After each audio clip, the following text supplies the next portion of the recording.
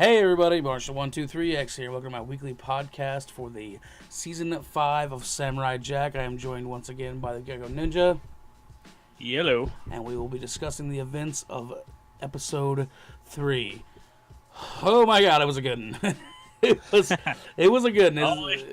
Yeah, man, we'll get to the really, really good stuff in just a minute. But how the hell was Jack awake in that water? Like, how did he wake up in that water? He had to have had observe. Well, just context. The episode starts off, of course, with Jack flowing down the river, and that's pretty much the first, I would say, 4 minutes of the show, of the episode. I say Jack has more blood than a Mortal Kombat character. Right, he's got a lot of blood. Tell you, he would. Cause I don't know how blood works, but I would assume with the water and everything else like that, it would probably make the blood flow out faster, you know.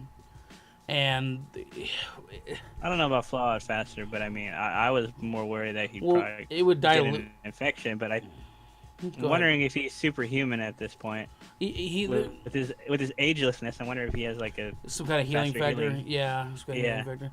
Well, because there's no way. No, I mean that he should be surviving that. He should have bled out a long time ago. And he flowed down that river for at least a day, a full. That's what it looked like. At least a full day. Pretty sure you're bleeding constantly the entire day. Yeah, I mean, you unless bleed out pretty quickly. Like I said, there's got to be some factors or whatever that is just movie magic, but I don't think he would be even conscious. Like even if he survived, he would not be conscious through that. And he woke up 2 or 3 times. He woke up 2 or 3 times. He woke up once to catch the log, and woke up in a panic when he was hallucinating that frog. I thought that was they're coming. They're coming. Yeah, they're coming. Ride me. Ride me. Yeah, it made me laugh. So anyway, he's like, oh fuck. No, gotta go. And he starts paddling. He starts panicking, but then he immediately realizes he's stronger than we thought. Yeah, he must be, because he was just human. I think he's a little more than that. It's got to be something, or I mean, he's pretty much anime level fucking badassery right now. So I mean, maybe it's his training. It's got to be something. Because look how hard it was for him to pull out that knife. Right. Was his muscles holding onto it that hard, or what? I mean, he was probably in a lot of pain because pulling something out that big out of your torso. Basically, he comes to shore. He wakes up on the shore. I guess he washed up on shore, and he kind of wanders aimlessly in the woods for a little bit, hallucinating the whole time, and finds a cave. And he's like, "Oh, that looks like a good cave to die in." So he goes in the cave, and that's when he's trying to find shelter. Yeah, he's just trying to get his bearings, I guess, trying to find shelter. So he goes in this cave, and he still has the knife in his side, and he pulls the damn thing out. It's a really painful looking scene. Let us mention, he is still, the entire time of that whole scene, he is bleeding. Yeah, like he's still dripping blood. Yeah, blood all over his hand. He's still. Well, and dripping. That may actually kind of explain why he didn't bleed out, because now that I think about it, the knife was stuck in him, so he wouldn't be bleeding as much. It wasn't like an open, gaping wound. It was just, the knife was still stuck inside of him. So I'm pretty sure it was open enough with the amount of blood he constantly kept dripping. And well, that's the one thing. They say when you get stabbed, the worst thing you can do is pull the knife out without something, pull the object out.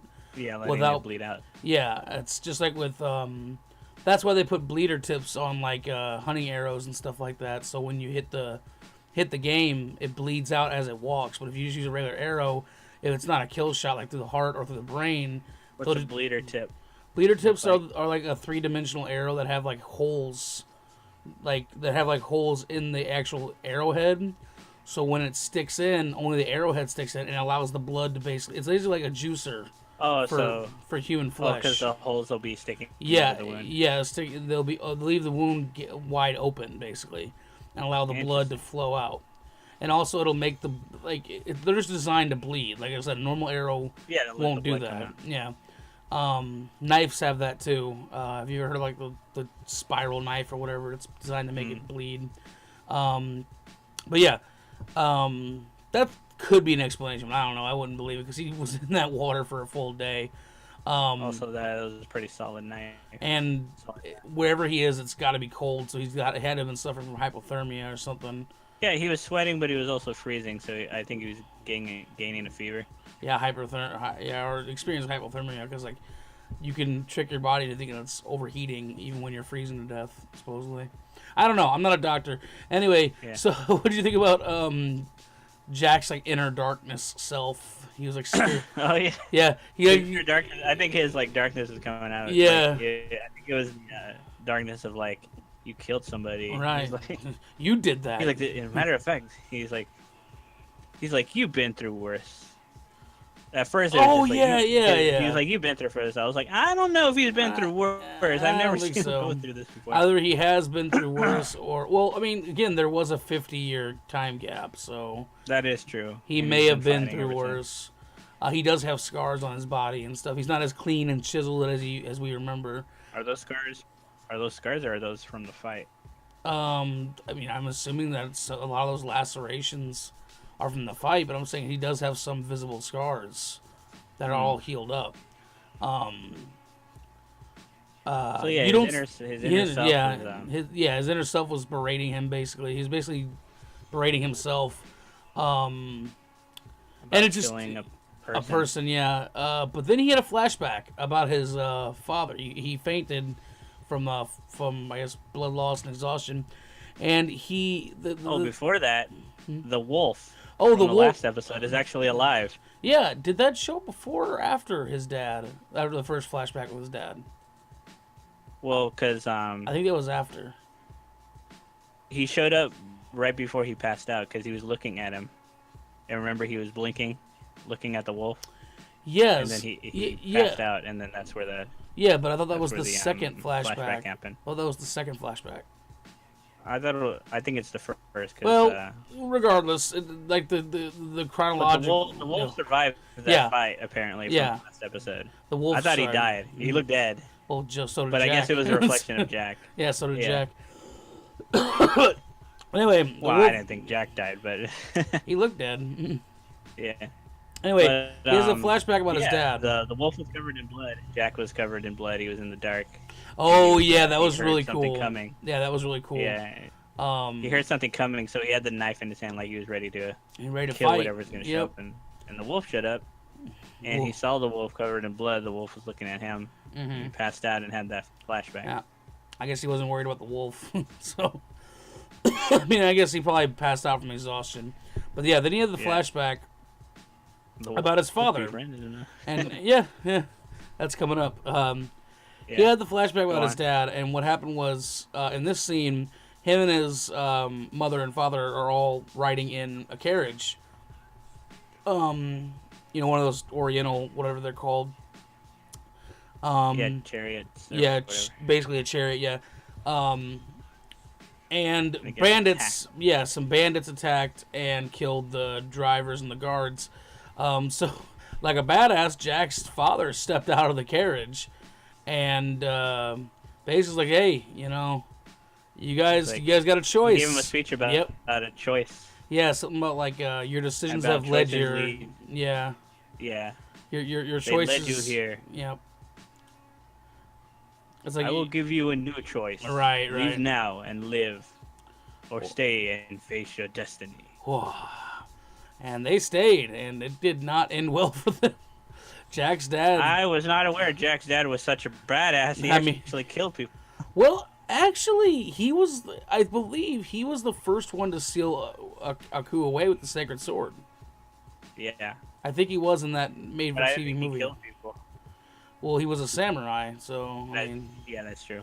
But they never depicted that. They never depicted Jack actually. Yeah, and so it shows his dad fucking killing those slaughtered these guys, and the blood, because Jack was looking through the chariot door. Yeah, he was looking through like little blinds, the blinds on it. Yeah, and he got blood on his face from. Oh yeah, from his dad slinging the sword. Yeah. So that kind of like affected Jack. He did see death. Yeah, he's seen death before, and that kind of affected Jack when he was a kid. My dad just killed fucking 5 people in front of my eyes, Yeah. So that's probably a lot for a kid to take in. So I wonder if that made him not want to.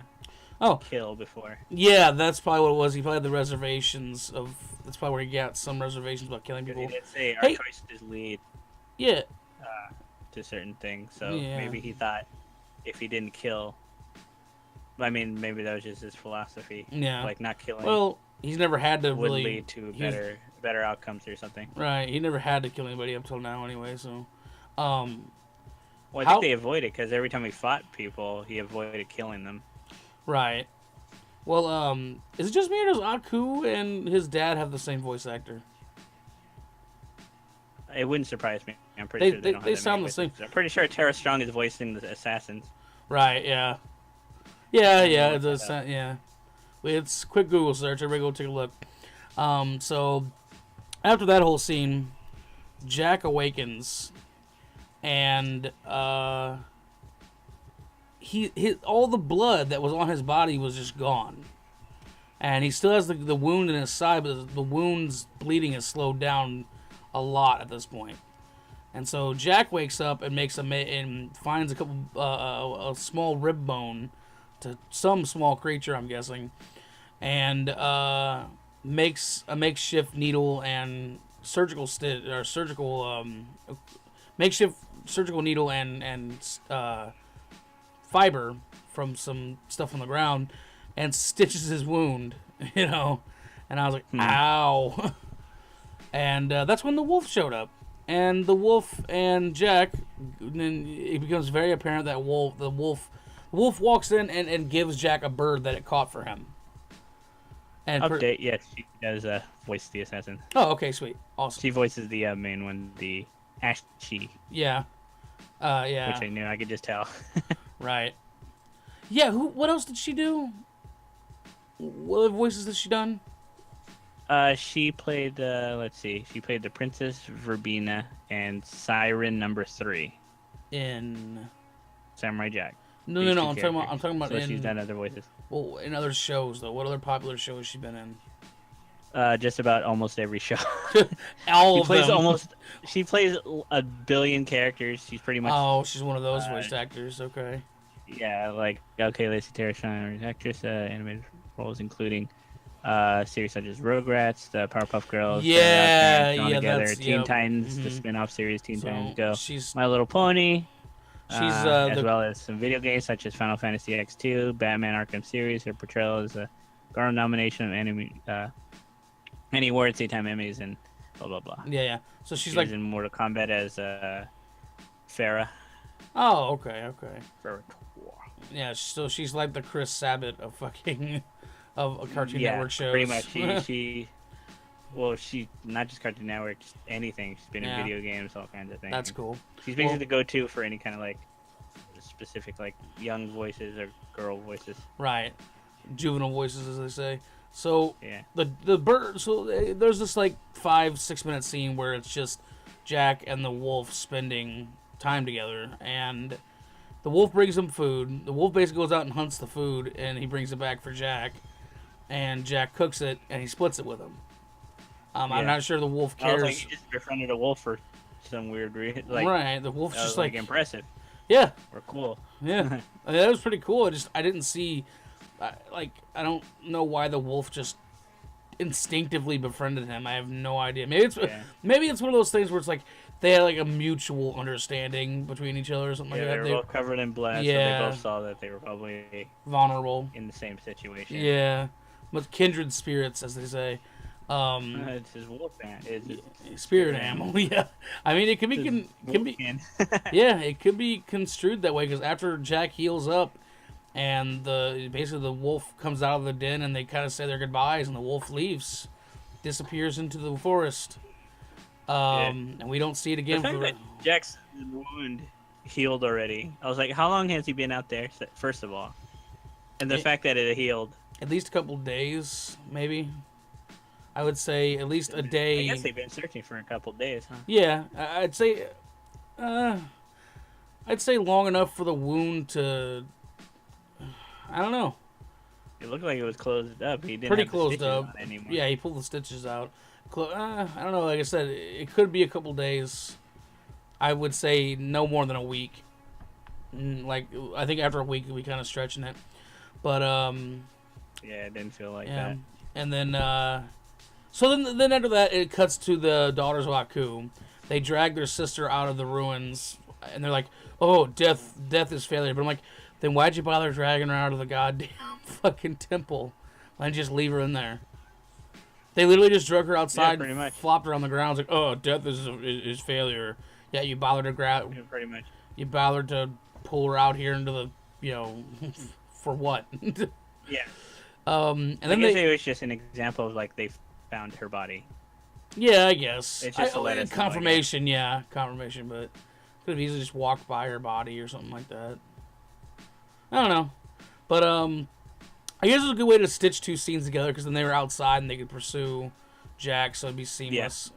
So instead of showing them inside the temple and then leaving the temple, it's just they drag. Okay, yeah, but the one thing I thought was kind of weird was they were actually tracking Jack's blood through the river, and the river on the riverbed and stuff. I don't feel like it would be there after like a day and a half. Maybe it was coagulated or something like that. I could see that, no, but they were tracking it because it was on the. Well, if you saw, they were tracking it because it was like on the rocks or the trees and stuff like that on the sides. Because the amount of he was bleeding would end up like on the shore side and drying out on like on rocks and stuff. Would it? I would think so. I would feel like the blood. Well, the amount of blood he was bleeding. And actually, if you saw, the river was pretty shallow. Yeah, but I thought it was pretty deep, but they were walking through it.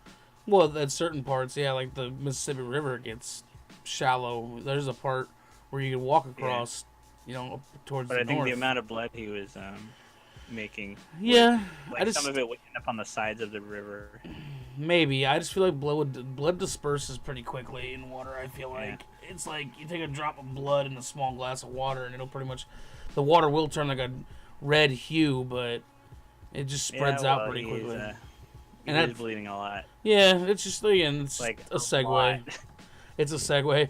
But so then they get off. So they're tracking them down the river. Okay, so they emerge on the shore, and they come across a deer, and they never seen anything outside their training area, I guess, and other people, and they were confused about this deer. So it's a doe. It's a doe, and she's just grazing, and they're like questioning it. And then a buck shows up, and the buck has these big, huge horns, and they associate that with Aku because Aku kind of has antlers. They thought it was Aku's minion. Yeah, and they were like, "Oh, surely the stronger one will destroy the weaker one," and everything else like that. But instead, they were obviously a couple deer. They were like a family unit. Deers do move in families.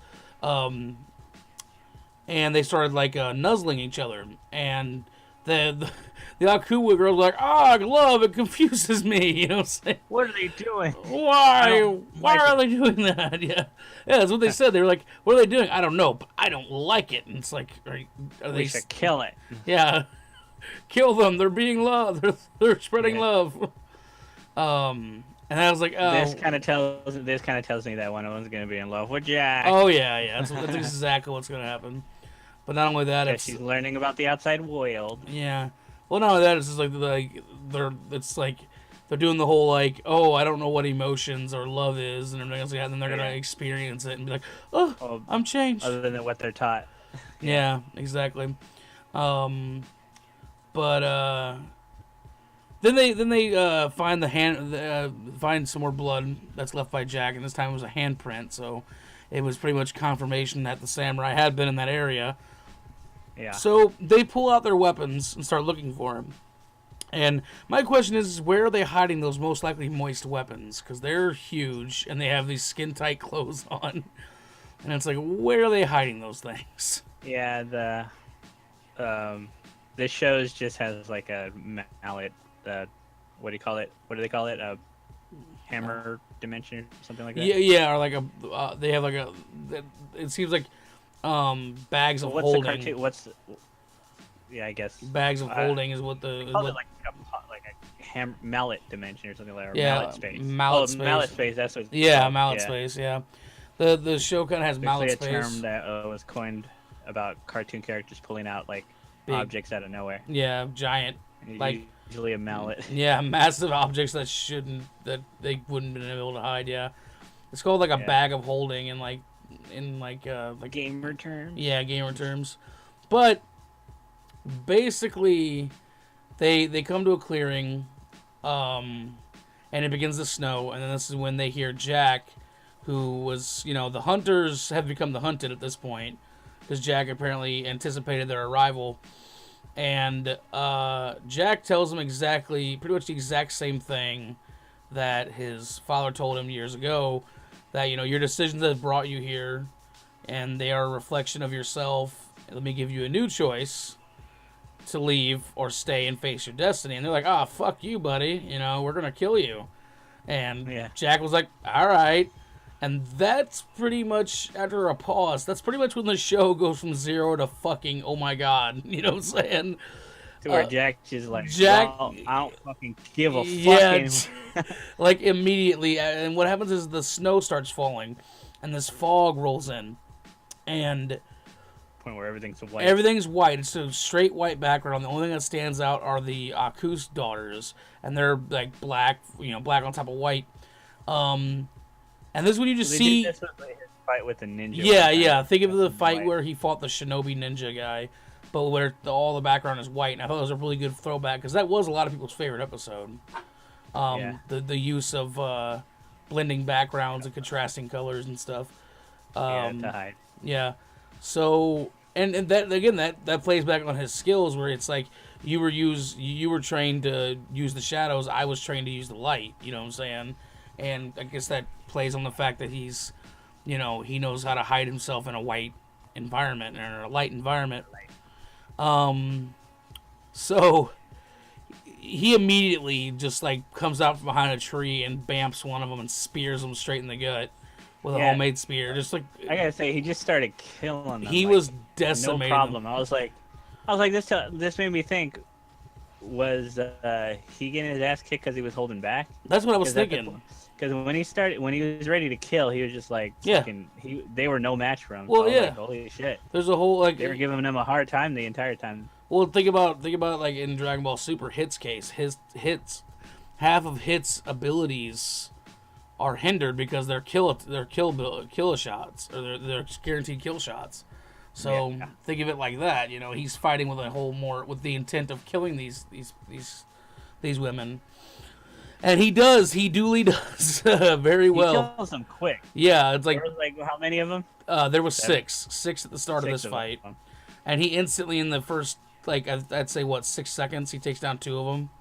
Oh yeah, he was hiding in the snow, right? Yeah, he was hiding in the snow. And then he just popped down his that's right. The first one, that's right. The first one, he just literally just like poofs out of the snow. He comes up out of the snow and stabs one of them in the gut, and then takes cover again. Not stabs her, just fucking impaled her. Yeah, impaled her. Yeah. Just ran her clean through. Like little stabs. He's impaling them through the body. Yeah, it was a kill shot. He killed her. Yeah. And then he hit again, and then he speared the other one. He threw a spear through the other one, and that's 2 down immediately. Well, one of them dodged and it hit the one in the back. Yeah. So then that's when the chase begins, and they start running through the forest, and he's just one by one just taking them down. So he kills one by literally sticking her to a tree with her own knife. He throws it, and the force goes all the way through her and nails her to a tree. Yeah, nails it to a tree. Yeah, so she dies nailed to a tree. Damn. So then that's what I was looking every single time. I was like, damn, Jack, what the fuck? Seriously, I was like, this show was this entire episode is the epiphany of what they were talking about being dark and gritty. Right. Well, I fucking loved it. Exactly, it's how the show should have been the whole time. Yeah. But so we're all big boys now. Yeah, we can handle it. Yeah. So then the last 3 give him a little more trouble because they're fighting more in unison. They're more organized. So he fights them off, but then he gets an idea. Well, this is my thought process to it. He leads them again. He runs and leads them to this big, thick tree trunk hanging off the side of a cliff, and it's so narrow that they're forced to fight him instead of together, one-on-one, exactly. And I was like, oh, that's fucking genius, dude. He led him onto that. It would see, and he's even confident enough in his abilities that he ditches. He had a Kanabo club that he had stolen off one of them, and he even throws it off the cliff because he's like, I can handle it. Yeah, he's like, I don't need this weapon to take you guys on one, essentially, and that's what he does. He bamfs all three. Well, the first one, he literally just grabs her by the shoulder and throws her off the cliff. Yeah. He's like, wow, and just throws her. The second one, he, like, I don't know what, they broke her neck with a punch. Oh, there was the one he threw off. He kicked her in the face, right? Or was that the second one? Yeah, what did he do? He kicked her in the face. He kicked her in the face, and then... Well, there was one he punched. He punched. It looked like it knocked her out, and she fell off the. Well, no, he like broke her neck. Like her whole head spun around. No, I thought that, but her body. It was just the momentum. Yeah. Well, yeah, I mean, the momentum made her spun, but you can see there's blood, so clearly he cracked her hard. Yeah. Yeah. He, like blood sprayed out of her. Skinny, so I can see how his fist would hit really hard. Yeah, it broke the porcelain mask, whatever they were wearing. He kicked. Well, the one he fought he was fighting one. The first one he fought had a spear, and he was dancing around that spear a lot. And I think he kicked. Oh, I love the way he did that. The way he moves. Yeah. He fights people. You can see that it's like a mixture of different things, like the way he like falls on the ground and stuff is like drunken boxing and capoeira and stuff like that. Well, that's how skilled he is. Like he can dodge in any situation. He's basically Jackie Chan. Yeah. Well, yeah. I think it's funny when he falls to the ground and it looks like he fell, but he didn't, and it's just part of his movements and stuff. And I'm like, oh, that's so fucking cool. But he dodged that spear and then he kicked her in the head, but then he like grabs her and throws her, and then he the other chick he squared up and focused. And then just like got on the inside of her attack and punched her in the face, and she fell down. Yeah. And then the third one, which was the what's her name, the Ashi. The last one, she had a was it Kasari Kama, I think is what it's called. That's chain scythe. It's a Kama on a chain. I think it's what it's called, Kasari Kama. It's chain scythe, and she was fighting Jack with that, and they had a little fight, but and he knocked her mask off. Well, she threw the chain. She threw one in the. And he caught it with his arm. You're right. Yeah, the bladed in. Yeah. It wrapped around his arm. And you see blood, because it hit his arm, but he didn't care, and then he held on to the. That's right. He grabbed part of it. Thank you for that. He basically caught part of her chain and used that as leverage in the fight, and they had fallen down below the log and they were fighting sort of like you ever play Gnip Gnop where the balls clack together. They did that and they spun around the log one time and they came back down and fought again, but Jack I don't know what he did. He kicked her in the face and knocked her mask off. And he swung up and landed back up on the log with the chain still wrapped around his arm. And she's just down there talking around the tree. Yeah, it was wrapped around the tree and his arm. And he was holding on to it, and that was, and... he was hanging on to the Kama. Yeah, she was hanging on to the little sickle. And she just started, talking mad shit. It's like, oh, you'll die, samurai, fuck you. And she didn't say fuck you, but she said, you could never escape Aku's grasp. She was just basically, cursing him. Yeah, berating him, and he just didn't say anything. Unwrapped his arm. He had that He's like he had that out. I don't fucking care. Yeah, I don't. Yeah, he's like whatever. He's like he had this whatever look on his head, and he just let the chain go, and she fell, and then he took a sigh of relief, and then the log started breaking, and the log snapped, and he's like ah shit. Would you think as soon as he heard that snap, he would have jumped or something like that? But whatever. Plot progression. I think at that point it was if he moved. Maybe so yeah. You're cracking. You're worried. You're whoa, wait. Keep moving. Yeah. You're right. Plot progression. Little baby puppy next door seems to be crying. Oh no, I can't hear it. So. Okay, that's good. Yeah. Well, you can't hear it. No worries, Just kids. whining. No animals were hurt in the All right. making of this podcast. So yeah, that's how it ends. Yeah, he falls, and Jack then is that's falling down the yep. down the cliff. So Cliff. if he fell, I'm pretty sure he survived, which means I think 2 of the stitches, or Yeah. 3 of them survived because he threw 3 off, right? Well, one got punched in the face. We don't know what happened to her, and the second one got thrown off. Well, the first one got thrown off. The second one got punched in the face and fell, and then Ashy, just straight fell. Yeah. So it makes me think that What if he lands on one of them? At least survive. It breaks his fall. She's like, oh, I survived. And he falls out. He's like, oops.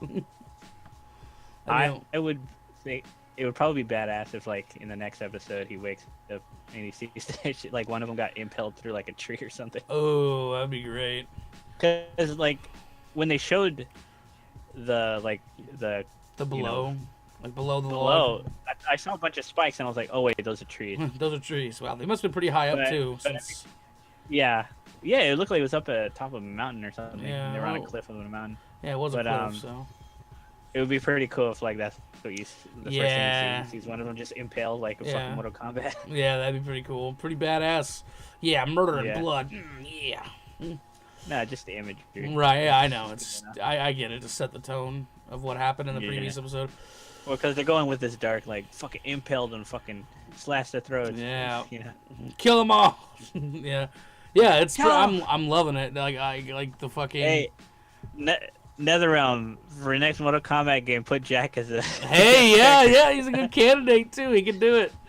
Now he kills. Yeah, I can see it. I see the blood, or at least Soul Calibur. Soul Calibur would be nice, but they don't really bleed in that series.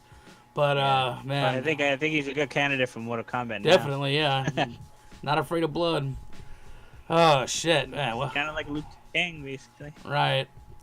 Well, I think that's about it. There ain't much else to cover in the episode. It's like 90% of it was the badass fight, and it all happened so fast. The way they built it up is really good. I really love how the direction of like building the tension of the episode, leading up to a climactic conclusion to each episode. And and its thing is, it's basically done away with everything that the previous seasons suffered from, and that's from like each the old show was more of like, it was supposed to be, because it's geared towards kids, it's supposed to have like a moral of the story, right, kind of thing. Yeah, it suffered from Monster of the Week syndrome. Yeah. That's what's great about this one. It actually has a plot progression going on. Well, the story keeps going. It's that's the thing, is the story. The show is set up like it's going to be like, it's going to have this underlining story that you're going to progress through every week, but you're also going to have these other like smaller plots that come about and get resolved and everything else like that. As long as how many episodes were we told? 5. So we're already at 3. Shit, so 2 more left. Yeah, I mean, I don't know. Like I said, I could be wrong about that, but that's what I heard was 5 episodes. Come on, it doesn't feel like two more episodes can. Well, maybe they'll do 5 episodes and do a movie. That's what I was thinking. Either that or like, maybe they'll get renewed based on the amount of viewers. Maybe. Because I think right now maybe it's just piloted to see like how well it'll do. Right, exactly. Sort of like how Dragon Ball Super was. Do you know how well the receptions are, like like how everybody's liking it so far? Glowing fucking reviews, dude. It's like across the board, everybody loves it. Everybody's going gaga. And the rating in terms of like how many people watch. I heard the first episode like fucking did better than something like. So it made a big deal about. Well, yeah. I think it's doing well. I like, from what I can tell, everything I've seen that says it's doing well. Glowing reviews. Very well done reboot, or not reboot, but like continuation. Like bringing it back, basically. Yeah. You hear that, Cartoon Network? That's how it's done. Yeah. Yeah. No, that's fucking Teen Titans Go or fucking New Powerpuff Girls. Right. Exactly. Just hand them over to Adult Swim. They'll take care of the rest. You can just collect the money, okay? You know. I mean, just give it back to the creators and let them continue the Well, story. yeah, Stop but with fucking Adult canceling Swim, the stuff that people love. with Adult Swim, they have more creative freedom because Cartoon Network has more standards. They have to Oh hold yeah, to. that's a point. Yeah. Yeah. Actually, I just let the creator make what he Excuse wants. me, I keep coughing. Yeah. Well, that seems about it for the episode this week, guys. Before we go, I wanted to go ahead and tell you guys about a new thing we're trying out, and that's called the Comment Spotlight. Now, with Samurai Jack, it might be a little more limited because we only have a few episodes, but basically we Sure, take people the have a lot to say. yeah, exactly. We're gonna start picking out the comments that stand out to us, on these videos, and then next week, the following week, we're going to spotlight them and give a shout out to those of you who, to the ones we like the most. To hear your opinions about Yeah. the previous episode of that. Exactly. Whatever, if you have any comments, questions, theories, whatever you want to say, we want to hear them.